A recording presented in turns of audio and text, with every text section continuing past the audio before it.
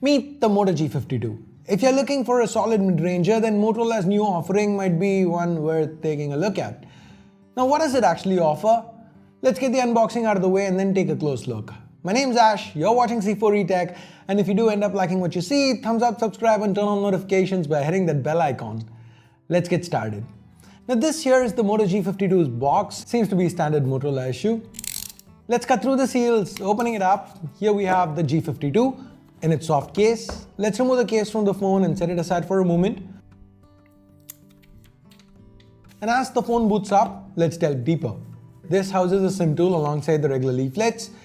We then have a USB Type-A to Type-C cable, followed by a 33-watt turbocharger. So that's pretty much everything in the box. Let's now get at the G52. The first thing you notice about this phone is the fact that it looks more expensive than it actually should. If you ask why, the answer lies in the bezels.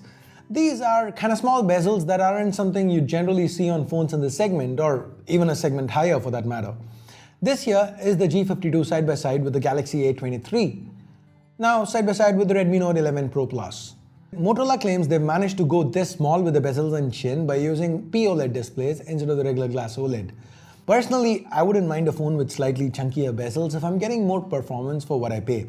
But if Moto's offering all this without compromising on the performance, then by all means, I'm happy. Now the display here, like I said, it's p-oled. It's 6.6 inches with a Full HD Plus resolution. The panel seems nice and bright. The 90Hz refresh keeps things smooth. Touch response is rated at 360Hz. Under the hood, Motorola has gone with Qualcomm's mid-range Snapdragon 680, which at this point is a proven performer. It's paired with 4 or 6 gigs of LPDDR4X RAM and 64 or 128 gigs of uMCP storage, which slots somewhere between UFS 2.1 and 2.2 with respect to speeds. The few games we tried, they did run well enough, but of course, at this price point, you can't expect flawless gameplay. As long as I ended up choosing lower presets, the experience was good. Motorola's also included stereo speakers here and the output felt crisp and clear. Near this primary speaker, there's also a headphone jack and the mic and Type-C port. We have the power and volume keys to the right. Like with the Redmi's, the fingerprint scanner, it's built into the power key here. It's fast, it's responsive. The secondary speaker and microphone reside up top, and we just have the tray to the left. This one's a hybrid setup, so you can use either 2 SIMs or a SIM and microSD. Do note that this is a 4G phone unlike its predecessor, so no 5G support on either slot. The back, just like the sides, is plastic, but Motorola claims they've used a PMMA finish and that should help give it more of a glass-like finish.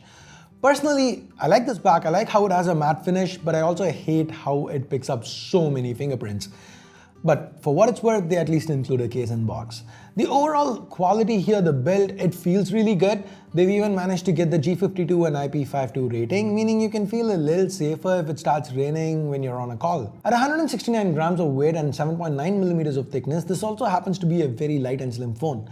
Yet, it feels solid in hand. More importantly, Motorola has still managed to cram in a 5000 mAh battery. Now that is impressive. The back here, BT-dub, is both a pro as well as a con. These days, we see more and more brands going for flashier finishes.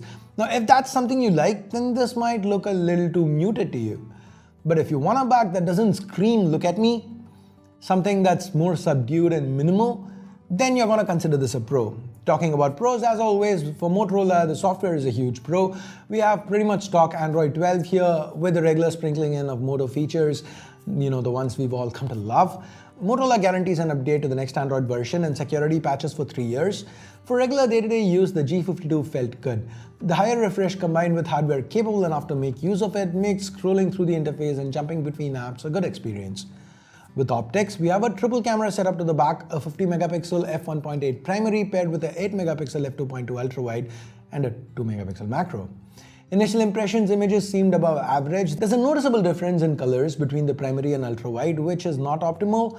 But hey, unlike some brands, they at least have an ultra wide. Video does stop out at 1080-30. For selfies, we have a 16 megapixel f2.45, which seems to do a decent job. It captures detailed images with natural skin tones and also helps with face unlock, which was pretty quick. With all that said and done, we get a pricing which continues to remain a positive for Motorola. The G52 starts at 249 euros. In India, it starts at 14,500 rupees. It's initially available with a 1K instant discount, making for an effective 13,500 rupee price point. But there is a but here. because there's an elephant in the room that needs addressing. The G51, it had a better processor.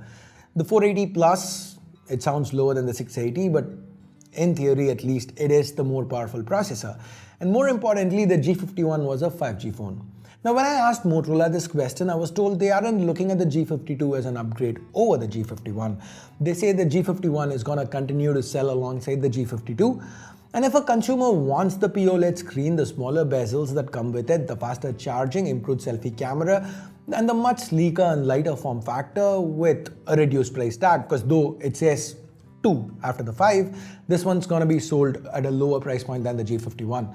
So if a consumer wants all that, then they can actually go for the G52. But if they still want 5G, the 120Hz LCD, and the 480 Plus, the G51 is going to continue to be sold. So that's still going to be an option. The point here is to provide options and not force an upgrade. And that kind of seemed like a fair argument to me. But what about you? What do you think about this explanation? What do you think about the G52? Let me know in the comments below. And with that, we are at the end of this quick little unboxing and hands-on. If you liked the video or disliked it, let your opinion be heard by hitting that thumbs up or thumbs down button. Also subscribe and turn on notifications by hitting that bell icon if you haven't yet.